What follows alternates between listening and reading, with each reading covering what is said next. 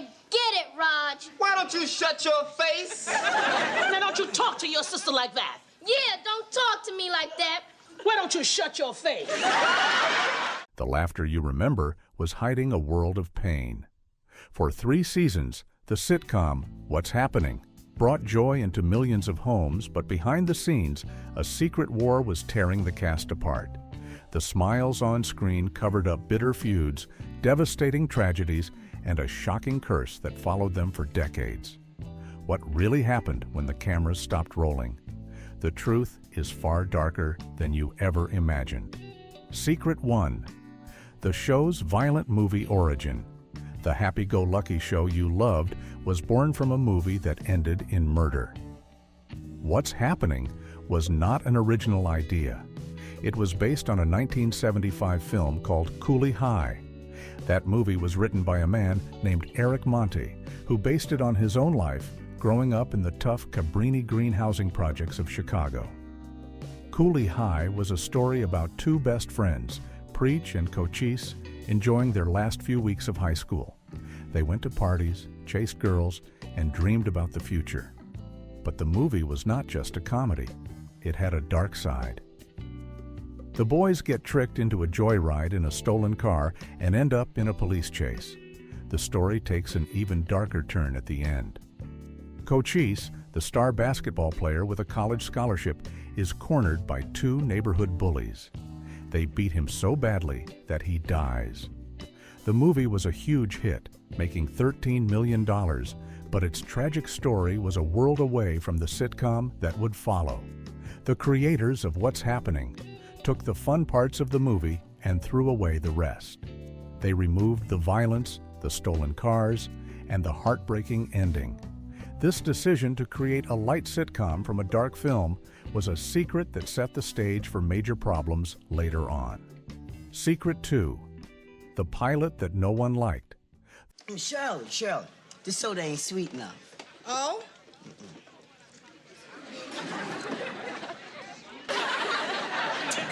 Yeah, it is. The show that became a massive hit was first a massive failure. After the success of Cooley High, producers wanted to turn it into a TV show, but their first try was a disaster. They filmed a pilot episode, but when they showed it to test audiences, people hated it. The idea was almost dead before it even started. The show's creator, Eric Monte, had to go back and write a whole new version. This new version was called What's Happening. Even then, the TV network ABC was not sure about it. They did not give it a full season. Instead, they planned to air just 4 episodes as a short summer series in August of 1976. This was a common thing for shows that the network did not believe in. They thought it would air for a few weeks and then disappear forever. But a surprise was waiting. Viewers loved the show, and it became an unexpected hit. The network quickly rushed it back into production for a full season. The show's shaky start meant that when it became a sensation, the producers were not ready for what came next. The cast felt they were the stars of a hit show, but they were still being treated like they were on a summer experiment nobody cared about. This gap between the show's success and how the cast was treated would soon explode. Secret 3. The star who wasn't supposed to be. You coming to Betty's party? Yeah, I think so.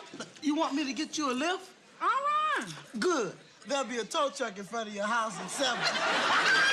The show's most famous character, Rerun, was a complete accident. When producers were casting the show, they had a very specific idea for the character of Freddie Stubbs. They wanted a skinny white actor to play the part. But then Fred Berry walked in. He was not skinny, and he was not white. He was a larger-than-life performer with amazing dance moves and perfect comedic timing. The producers did not want him at first, but his audition was so good they had to give him the role. It was the best decision they ever made. Fred Berry's Rerun quickly became the breakout star of What's Happening. He was so funny and charming that the writers started building entire episodes around him. His red beret, suspenders, and crazy dance moves made him a 1970s icon. But this created a huge problem. The show's biggest star was the one person the producers never wanted in the first place. This gave Fred Berry a lot of power, and he knew it. He felt he was the reason the show was a hit, and he believed he should be paid like it. This put him on a collision course with the same producers who had once tried to cast someone else. Secret 4. The adults pretending to be teens. Hey, Dwayne. Hey, Dwayne. You're Dwayne, stupid. I'm Dwayne, stupid. The three teenagers you saw on screen were hiding a big secret about their age. While Raj, Rerun, and Dwayne were all supposed to be high school students, only one of the actors was actually a teen. Haywood Nelson, who played Dwayne, was just 16 years old when the show started, but his co-stars were much older. Ernest Thomas, who played the smart and sensible Raj, was 26 years old, and Fred Berry, the goofy Rerun, was 25. They were grown men playing the part of kids. This age gap was more than just a funny fact. It changed the entire dynamic behind the scenes. Ernest Thomas and Fred Berry were not kids getting their first big break. They were adult actors with careers and real-life expenses. They understood the business of Hollywood. So when What's Happening became one of the biggest shows on TV, they saw it as a professional job. They expected their pay to match the show's success. This was not about teenage drama. It was about grown men demanding to be paid what they were worth. This simple fact is the key to understanding the bitter fight that was about to tear the show apart. Secret 5. The real-life dance legend. What is that smell? That's my new cologne, Brave Bull. You'd have to be brave to walk around smelling like that. Rerun's incredible dance moves were not just a funny character quirk. They were the real deal. Before Fred Berry was ever an actor, he was a professional street dancer. He was a key member of a famous dance group called the Lockers. This group was not just any dance crew. They were pioneers who helped create a whole new style of dance called locking. Fred Berry and the Lockers were so good, they performed on shows like Saturday Night Live and the legendary music show Soul Train. Fred brought these authentic, groundbreaking dance moves to a massive primetime audience on What's Happening. In one famous episode, Rerun even auditions to join a dance group called the Rockets. The secret is that the Rockets were played by Fred's real-life dance crew, the Lockers. This meant that Rerun was more than just a funny character. He was a cultural ambassador, introducing millions of families across America to a genuine black art form. His dancing was a huge part of the show's appeal, and it made him a true phenomenon. Secret 6. Mama's fight for a better image. Dee, I want you to mind your brother. It's bad enough he has to miss that party, and he doesn't need any trouble from you. Yes, Mama. And stay out of that peanut butter jar. Your tongue's gonna stick to the roof of your mouth and never come down. The woman who played the loving mother on the show grew to hate the message it was sending. Mabel King, the powerful actress who played Mama Thomas, became very unhappy during the show's second season. She was proud to be on a groundbreaking show about a black family, but she felt it was not doing enough. She did not like that her character was a single mother. She believed it was important to show a strong, two-parent black family on television to serve as a positive example for viewers. She went to the producers with a bold idea. She wanted them to bring back her character's ex-husband, Bill, and make him a permanent part of the show. She wanted the Thomas family to be whole again, but the producers said no. They did not want to change the show's formula. This disagreement created a lot of tension on the set. Mabel King felt her ideas were being ignored, and her role on the show started to get smaller and smaller. She felt she was fighting a losing battle. So she made a brave decision. She quit the show. Her departure was not about money. It was an act of protest. She gave up her role on a hit series because she believed it was failing to represent her community in a positive way. Secret 7. The day two stars walked out. I'm gonna run away, and Mama come home and find me going and get hysterical. hysterical and call the police and have you sent to jail for life or longer. The secret war behind the scenes finally exploded in the middle of filming an episode. By the second season, Fred Berry had had enough. The show was a massive hit, but he felt the cast was not being treated fairly. He demanded higher pay and better conditions for himself and his co-stars. When the producers refused to listen, he decided to take drastic action. He convinced Ernest Thomas, who played Raj, to join him. Together, they walked off the set right in the middle of taping an episode called If I'm Elected. This was a huge and risky move. It was a public challenge to the producer's authority. The actors were using their star power to try and force the studio to give them what they wanted. It was a power play that stopped production and sent shockwaves through the set. The laughter had officially stopped, and an open war had begun. The relationship between the cast and the producers would never be the same. Secret 8, the episode carried by one teenager. Well, how come it smells different on you than it does on me? You probably took a shower first. When Raj and Rerun walked out, the show had to go on without them. This left the producers with a massive problem. They had a script, a studio audience, and cameras ready to roll, but their two main stars were gone. All the pressure fell on the shoulders of the one lead actor who remained, 16-year-old Haywood Nelson. The writers had to quickly rewrite the entire episode to focus on his character, Dwayne. To help him carry the show, they also gave a much bigger part to Shirley Hemphill, who played the sassy waitress, Shirley. It was an incredible amount of responsibility for a real teenager. He had to carry a primetime network sitcom all by himself. This episode is a strange piece of TV history. When you watch it, the absence of Raj and Rerun is obvious. It is a visible scar that proves just how broken things had become behind the scenes. Because of his loyalty, Haywood Nelson became the only actor to appear in every single episode of What's Happening. Secret 9, the punishment that forced their return. The name is Freddie Stubbs. My close friends call me Rerun, but you can call me yours. And you can call me a doctor because you make me sick. The actors' bold walkout did not go as planned.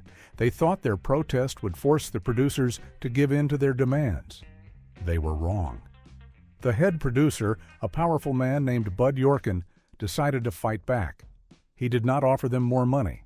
Instead, he suspended Fred Berry and Ernest Thomas from the show. Then he delivered a crushing blow. He told them they could only come back to work if they signed special contracts.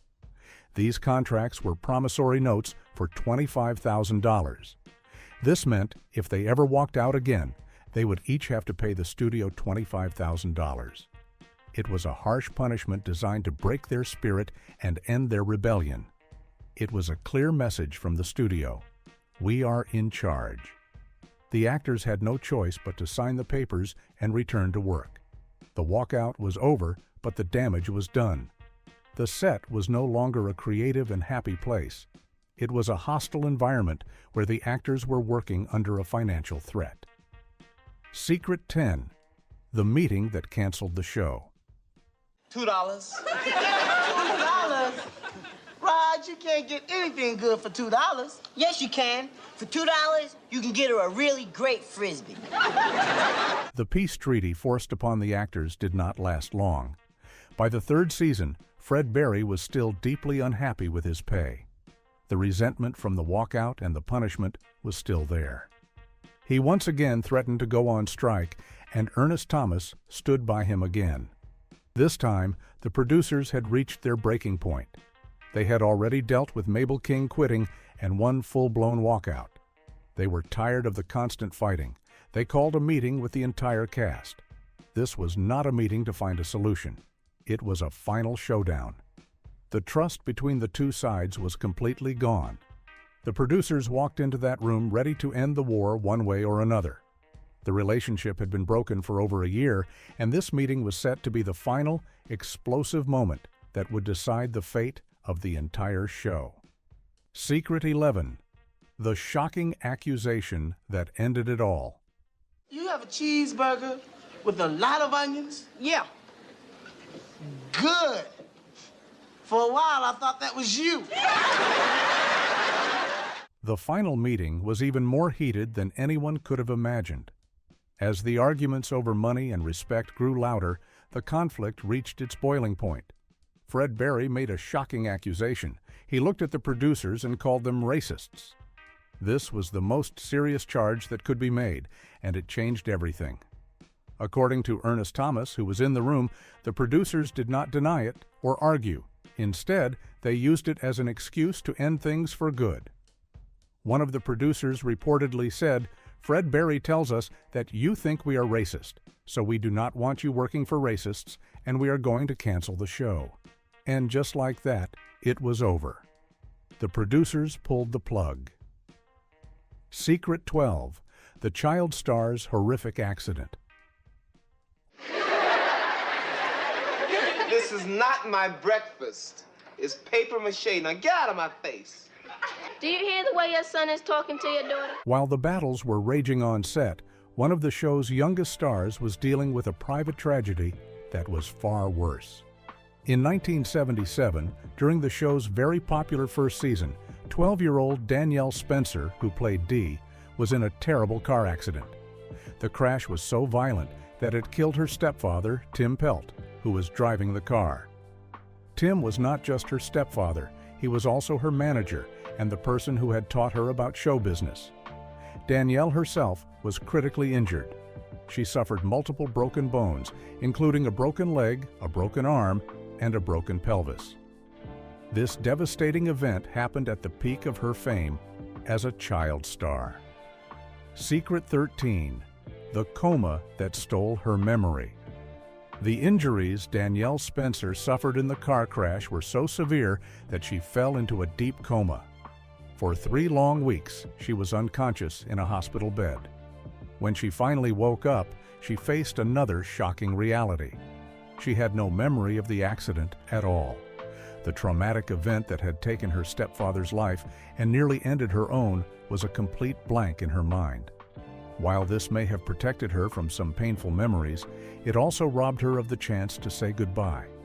She then had to begin a long and difficult recovery. For 6 months, she went through painful physical therapy to learn how to function again. She had to return to the set of a comedy show while still healing from her physical wounds and grieving the loss of her father figure. Her journey back was not just about healing her body. It was about piecing her life back together after it had been shattered into a million pieces. Secret 14, the lifelong pain she endured. The car accident of 1977 was not just a single event in Danielle Spencer's life. It was a shadow that followed her forever. The injuries she sustained that day caused a lifetime of health problems. Decades later, in 2004, she was diagnosed with spinal stenosis, a painful condition directly caused by the crash. It was so bad that it left her paralyzed for 8 months. The nightmare was not over. In 2018, more than 40 years after the accident, she needed emergency brain surgery. Doctors found a bleeding hematoma that had formed because of the head trauma she suffered in the crash all those years ago. On top of all this, she also fought a brave battle with breast cancer, having a double mastectomy in 2014. Her life became a constant struggle against the consequences of that one tragic moment. She finally passed away in 2025 after her long fight with cancer. Secret 15, reruns $1 Million Downfall. What you doing? Oh, just looking around. Just looking around. Can I help you? Certainly, go look over there. Fred Berry became a superstar, but the fame and money that came with it led to his ruin. By the time he was 29 years old, he was a millionaire. But he admitted later that he felt empty inside. The pressure of being famous was too much for him. He was known for being the fat, funny guy, and he said the constant fat jokes on and off the set really got to him. To cope with the pain and the emptiness, he started spending his money as fast as he earned it. He blew over $1 million on expensive cars, multiple houses, and even a private airplane. He was living a wild life, but it was all a cover for his inner turmoil. He was trapped by the very character that had made him a star. The public loved the happy-go-lucky rerun, but the real Fred Berry was struggling in secret. His financial collapse was not just about bad decisions. It was a sign of a much deeper problem. Secret 16, the addiction that cost him everything. How come your room is such a mess? How do you know? How do I know that pigs like mud? Fred Berry's spending was fueled by a dark secret, a serious addiction to drugs and alcohol. He later said that he had been using drugs since he was a teenager, but the money from What's Happening allowed his problem to spiral out of control. The situation on the set made things even worse. In a shocking admission, he revealed that there were drug dealers right there in the studio, some of whom were people who worked on the show. The place that should have been a safe, creative environment was actually enabling his addiction. His life became a blur of parties and substance abuse. The problem got so bad that he was arrested for cocaine possession. The man who brought laughter to millions was in a very dark place. He later confessed that during his lowest points, he tried to take his own life 3 times. His addiction cost him his fortune, his career, and nearly his life. Secret 17, fired from his own spin-off. What'd they catch you with, young fella? A blouse. He was only going to try it on. Years after What's Happening was canceled, the show became incredibly popular in reruns. It was so popular that in 1985, producers decided to bring it back as a new series called What's Happening Now. Most of the original cast, including Fred Berry, returned. It was a rare second chance, an opportunity for him to reclaim the stardom he had lost. But tragically, history repeated itself. As soon as the new show started, Fred Berry began making the same demands that had caused so much trouble on the original series.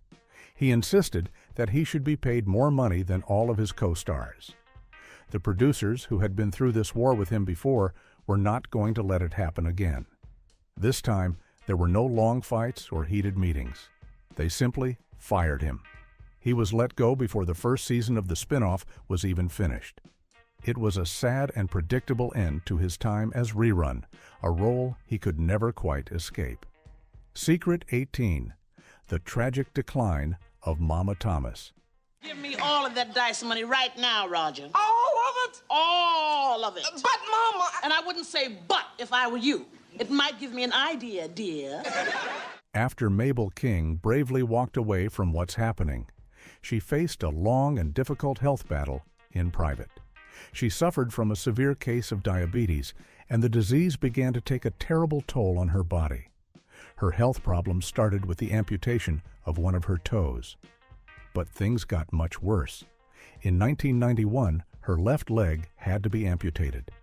3 years later, in 1994, doctors had to amputate her right leg as well. Eventually, she would even lose one of her arms to the disease. In 1990, she suffered a major stroke that effectively ended her acting career. The strong, vibrant woman who fought for a better image on TV spent the last decade of her life confined to a hospital, fighting a courageous but losing battle. She passed away in November of 1999 at the age of 66. Secret 19, the quiet death of Shirley the waitress. Just 1 month after the world lost Mabel King, another tragedy struck the What's Happening family. In December of 1999, Shirley Hemphill, who played the sharp-witted and lovable waitress Shirley, also passed away. She was only 52 years old. Her death was caused by kidney failure. The circumstances of her passing were especially sad. She was reportedly found in her home by her gardener. It was believed that she had been dead for some time before anyone found her. It was a lonely end for a woman whose character brought so much life and laughter to the screen. The deaths of Mabel King and Shirley Hemphill so close together shocked fans. It felt like a dark cloud was hanging over the show. The back-to-back losses cemented the tragic legacy of what's happening, turning a happy memory into a story marked by loss. Secret 20. The Two Sole Survivors. Come on here, Dillinger.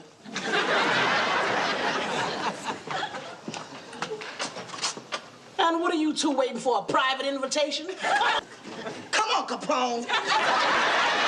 After decades of tragedy and loss, only 2 members of the original main cast of 6 are still with us today.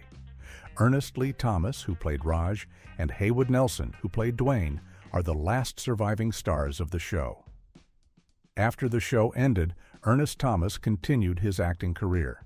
He appeared in the famous movie Malcolm X and had a memorable recurring role as the funeral director Mr. Omer on the sitcom Everybody Hates Chris. Haywood Nelson chose a different path. He moved behind the camera and now works as a producer and a digital media executive. Through all the years and all the heartbreak, the two have remained close friends. They are the keepers of the show's memory, the only ones left to tell the full story. They are the survivors of a television phenomenon that brought so much joy to the world, but was filled with so much private pain. Behind the famous catchphrases and the familiar theme song of What's Happening lies a story of conflict, heartbreak, and incredible loss. The show that made millions laugh was born from a movie tragedy and was haunted by real-life tragedy until the very end. Its true legacy is far more complicated and sad than the happy sitcom ever let on, a final secret hidden for decades.